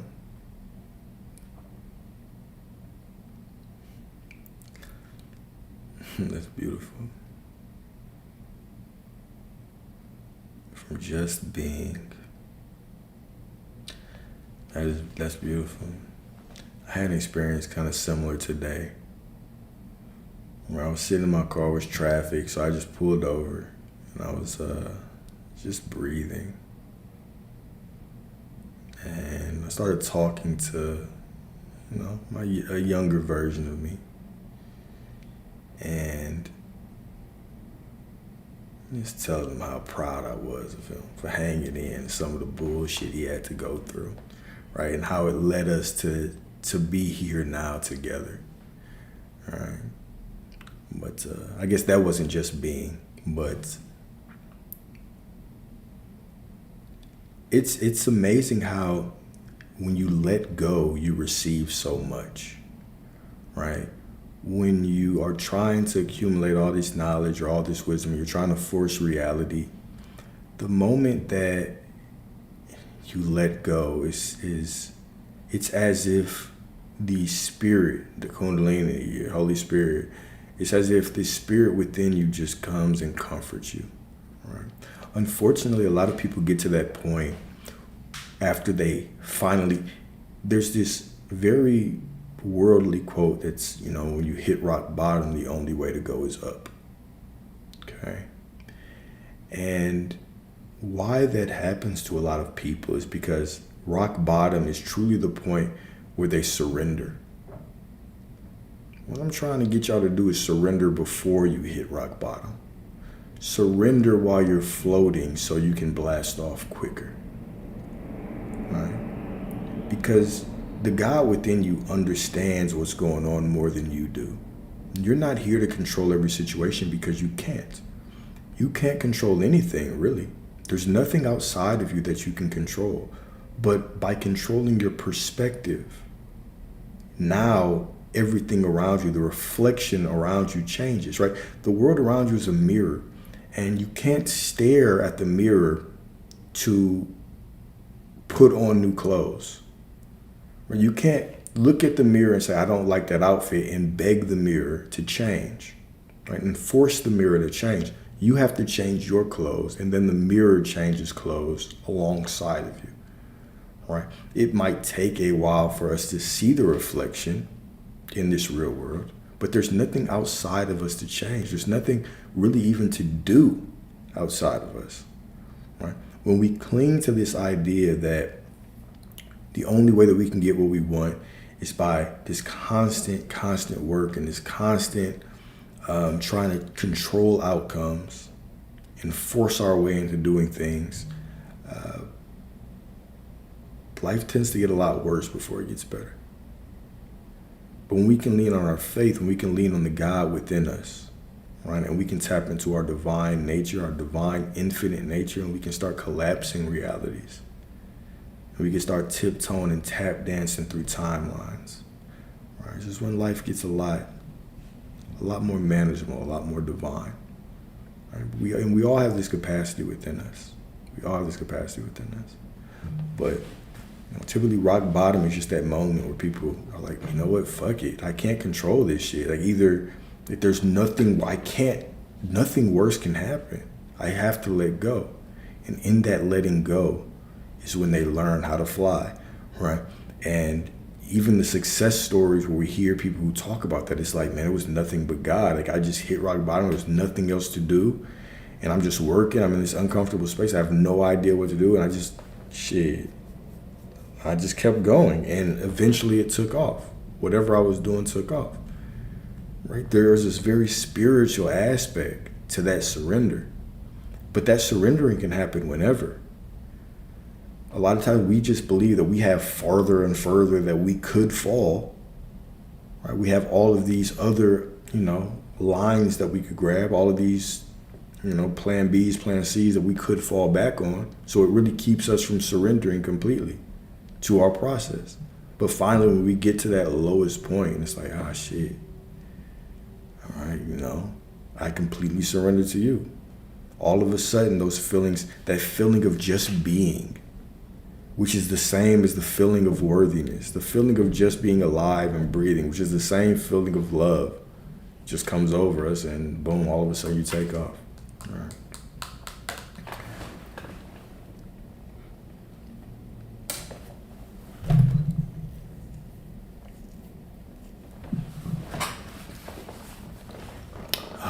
Beautiful synchronicity. And beautiful, beautiful synchronicities, man.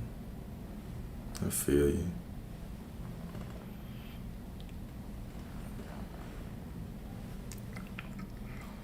Yeah. I feel you. I like to look at every moment as a new beginning, right? Every single moment.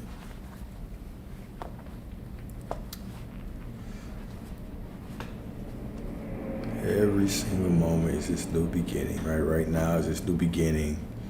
And reality is conforming. It's forming, it's molding around who I'm being right now. And right now, reality is molding and forming around who I'm being right now. Right? And every single moment, it's just pregnant with the next moment.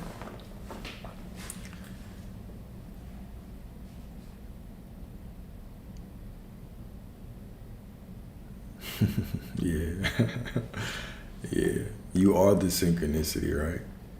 You being alive is the synchronicity. You are creating them. You create everything, right? You create the concept of divine timing. You create the concept of inspired action. You create the concept of synchronicity. You create the concept of the divine counterpart. You create the concept, you create everything. Everything. You create the concept of good. Create the concept of bad, of for you or against you. Your word is like your magic wand, right? Your perspective is your magic wand. You can wave it over whatever. And it must conform, it must obey. This is the beauty and the divinity that you have within your reality. How poetic is that? If I bless it as perfect, it must be perfect because the God within me is perfect. And there ain't some better poetry than that, man. There is none. There is none. Matter of fact, speaking of poetry, I heard this, I wrote down this quote. It was Edgar Allan Poe.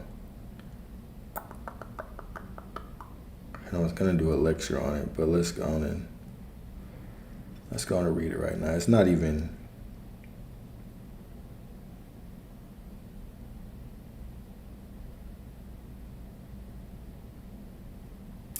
actually there were a bunch of quotes that I wrote down. So, a dream within a dream, right? Edgar Allan Poe said, all that we see or seem is but a dream within a dream. All that we see or seem is but a dream within a dream. We're literally a consciousness experiencing this life as a dream, right? You are sitting in this vast void of infinite space, and you have dreamed this reality, right? And then you have allowed yourself to fall asleep within this reality.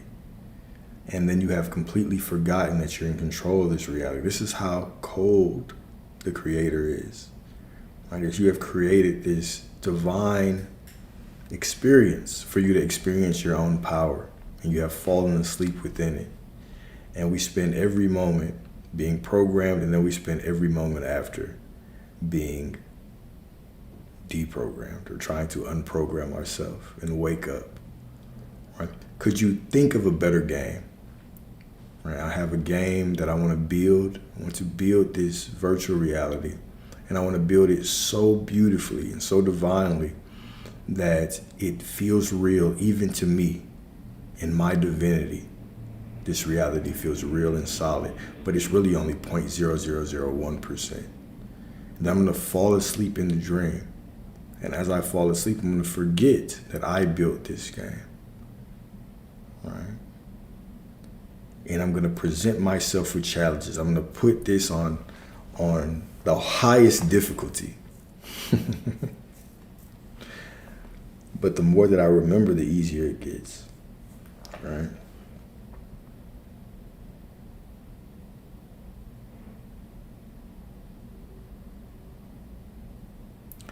Here's another one.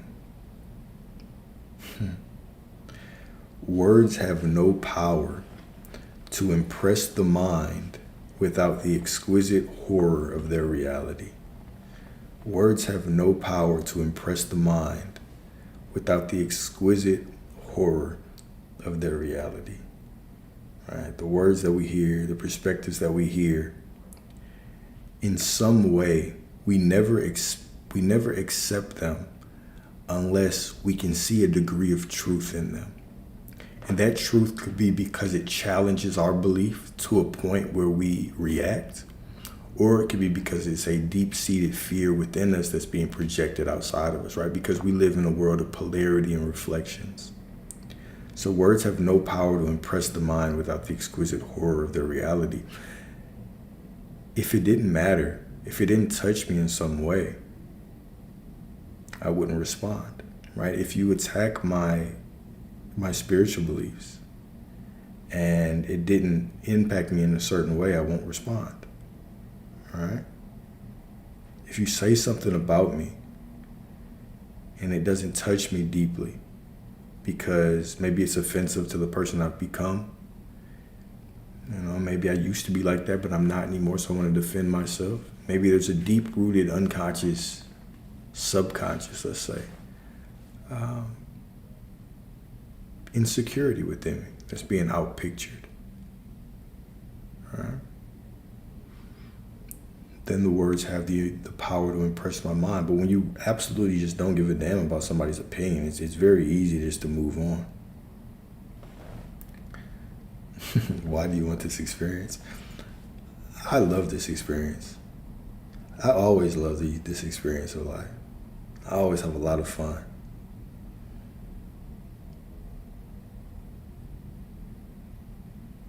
In the second half. In the second half. Here's another one, right? Never to suffer would never to have been blessed. Never to suffer would never to have been blessed. Without suffering, is there blessing without suffering?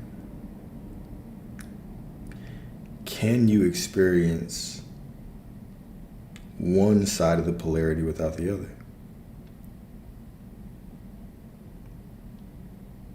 Can you, they say, you got to experience the rainy days to appreciate the sunny days. So one of the beautiful things about experiencing loss, right, is loss pulls us into the present. If you ever lost someone that's extremely close to you, it's as if the world around you loses meaning for a second and you become so hyper fixated on the present moment. And then you become so hyper fixated on, the memory of them. And the memory of them becomes much more alive within you, in that moment. And even how it was when they were alive. And we could even relate this to breakups as well, right? Because going through a breakup, it's like experiencing a death in a way. This person might still be alive, but you lose contact to them. There's a version of you that saw you with this person for, a longer time, but now they're no longer here, right? So when we go through situations like that, it's just constant. It's as if life throws us these reminders that everything is temporary and that we should truly respect the moments that we have with people, right? Which is very, very beautiful. Life presents us these opportunities to just slow down, appreciate what's in front of us, and realize that nothing sticks, nothing stays forever. Even the circumstances that you're in right now, right, in this very moment, they're constantly changing. They're constantly changing. All right.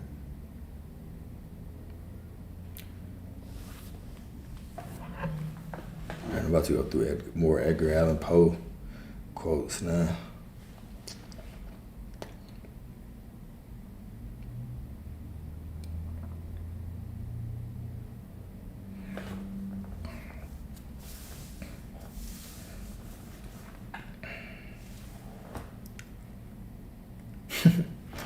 All right. Desperate attempts to escape from that.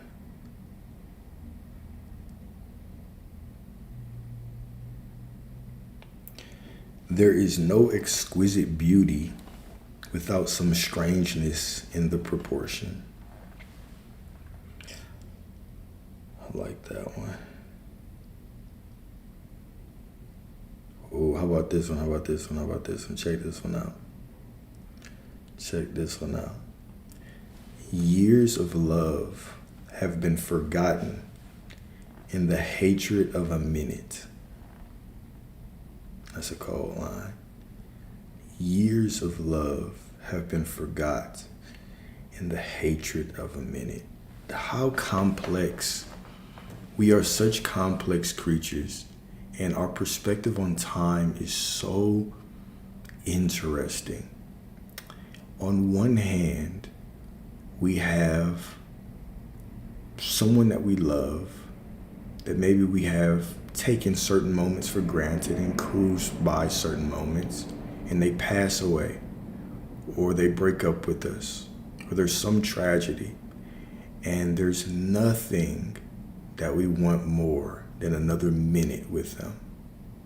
Nothing we want more than another minute with them, another day with them, another hour with them, to be able to tell them certain things, okay? So on one hand, we experience the stopping of time with death, which puts time in a different perspective. On the other hand, years of love have been forgotten in the hatred of a minute. Someone that we love and we respect, when emotions swell and something happens, it can cause us to overlook those good times and just completely change in an instant. The nature of us as people is so interesting. It's so interesting. All right.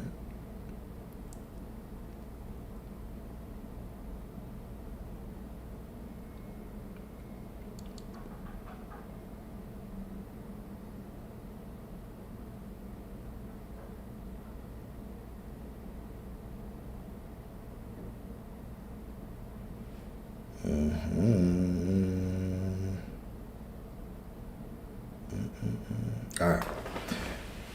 I think that human. I don't like that one. I'm just gonna read all these, and I'm gonna stop if I like one.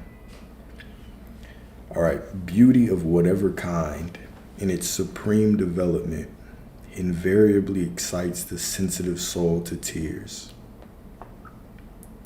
Don't really didn't touch me like that.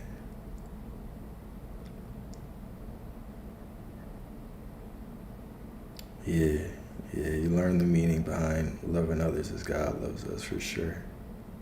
For sure. Invisible things are the only realities. So true. We spend a lifetime in the present moment, yet we only spend the moment in the present moment. And the rest of the time we spend in the past and the future, imagining things, dreaming, until those things materialize and then we go out about our business, right? You can say that in most cases, the reality in our mind is a lot more meaningful. It's a lot more real than the reality of this third dimensional construct, right? In part because it is spiritually, and we hear that, but also in part because we live there longer. We live in the moment, but we live in our minds forever. The past is just in your mind. The future and everything that you're going to achieve is going to be things that originate in your mind. Right? We live in our minds much more than we live in the present moment, which is a paradox in itself because we're supposed to be in the present moment. However,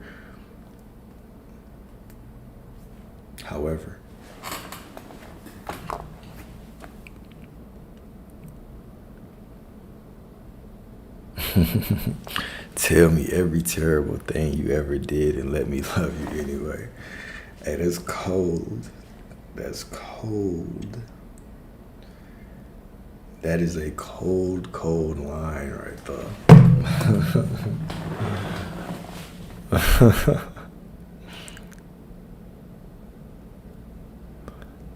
That's a cold, cold line, yeah. Edgar Allan Poe, man, drop some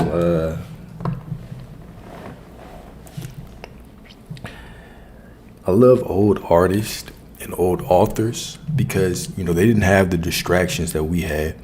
And so they had to spend more time in their minds, right? Which allowed them to have more of a connection with consciousness, right? It's as if the more time that we spend on art, the more time that we spend in our mind on writing, things like that, we definitely pull ourselves closer to the divine. And so when you start studying these, old school people like Neville Goddard, right, Florence Scovel Shinn, right, those old school people who wrote down the Bible in a different way, nobody was telling them these things. They were purely going off of divine wisdom of Neville had Abdullah, right? But even outside of that, right, his spiritual enlightenment came from himself. So very, very, very cool.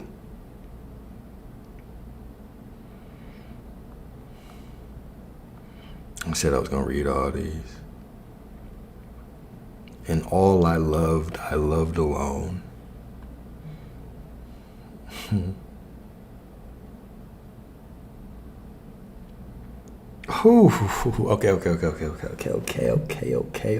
Okay.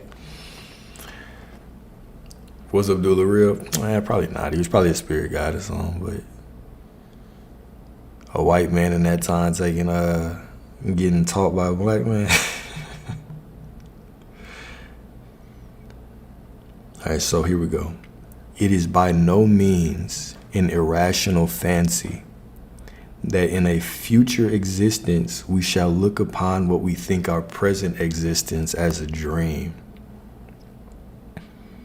The past fades into a dream, right? Even this moment right now fades into a dream. We remember it as simple frames on the canvas of our life, right? We look back and we see these moments and we remember things based on maybe feelings, emotions, or whatever, but everything, it's just the present moment just fades into a dream, right? It's no more real than a future imagination, a future vision. We sit in the awareness of the present moment until it just fades away.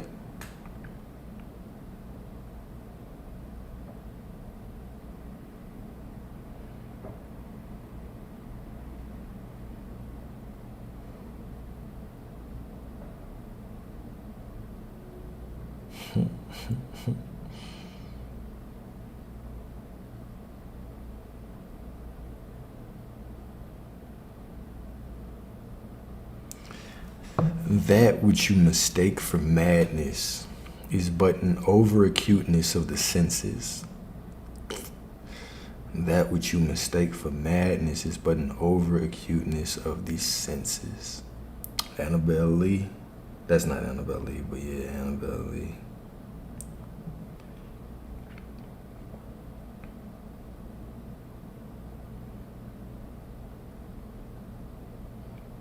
It's funny. It is interesting. All of these things that we consider as like mental disorders, they're all spiritual things. A lot of them are really spiritual gifts. All right.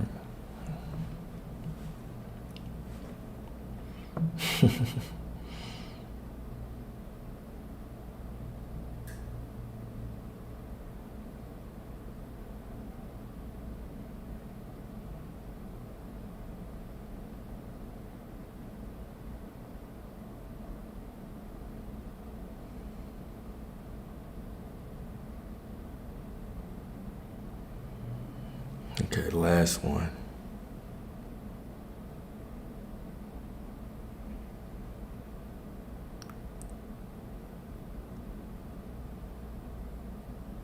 We're gonna do an Annabelle Lee one, right? Okay. But our love, all right, here we go. But our love was stronger by far than the love of those who are older than we, of many far wiser than we. And neither the angels in heaven above, nor the demons down under the sea can ever dissever my soul from my... Damn, I fucked it up. I gotta start this one over. But our love was stronger by far than the love of those who were older than we, of many far wiser than we. And neither the angels in heaven above, nor the demons down under the sea can ever dissever my soul from the soul of the beautiful Annabelle Lee.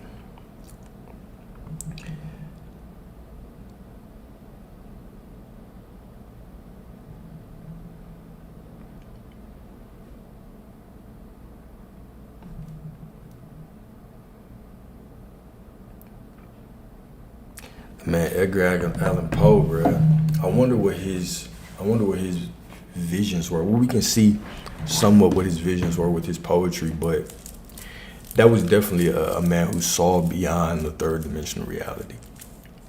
He definitely saw more. All right.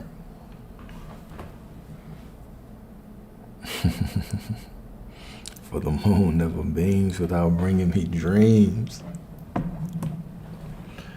Divine, man.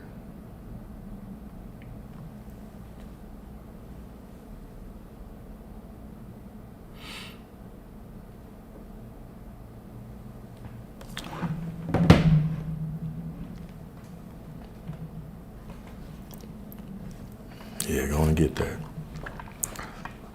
Go on and get that.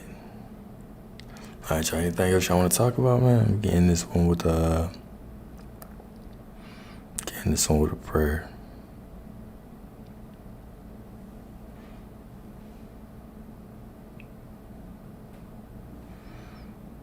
It's one of my dreams, right? You just imagine, it's a Thursday night. It's had a long day. Just chilling with your feet kicked up. You got a beautiful, thick woman reading you poetry. Yes, that's it right there. That's one of them ones right there. That's one of those ones right there, man. Then you hit her with that vibranium afterwards.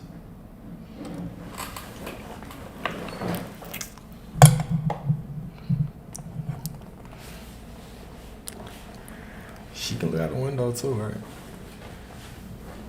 With the view and everything.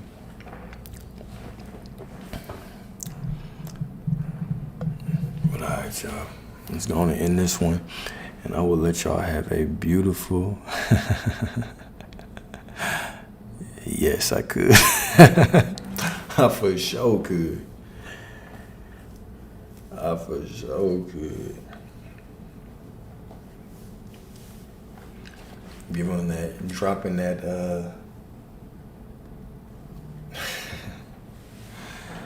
dropping that Wakanda dagger on her ass, man. That vibranium pipe. I can't transition straight to prayer after that. I feel like that's whatever. All right, so here we go.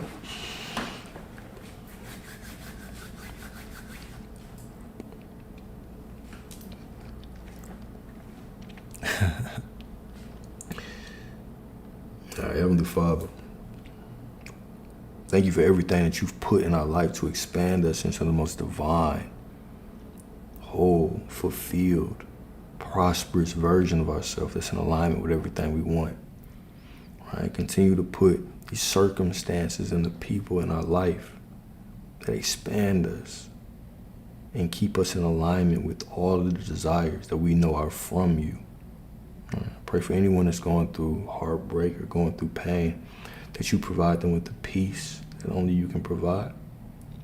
I pray that you constantly remind us that the peace, the love, the worthiness, the wholeness, the healing that we are searching for is already within us.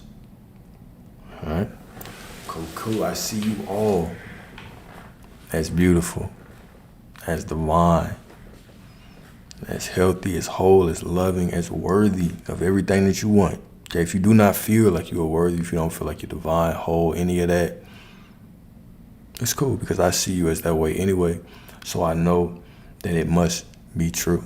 All right, I'm manifesting. For all my gentlemen, I'm manifesting a thick goddess to read you poetry tonight. All right. Or read you poetry song. And to give you the divine love that you need and deserve, my brother.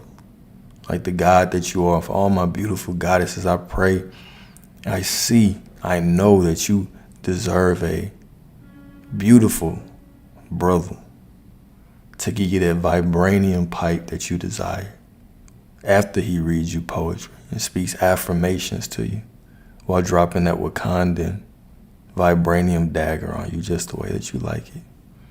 All right? Y'all have a beautiful, you have a beautiful, blessed Thursday, man. And until next time, later, man.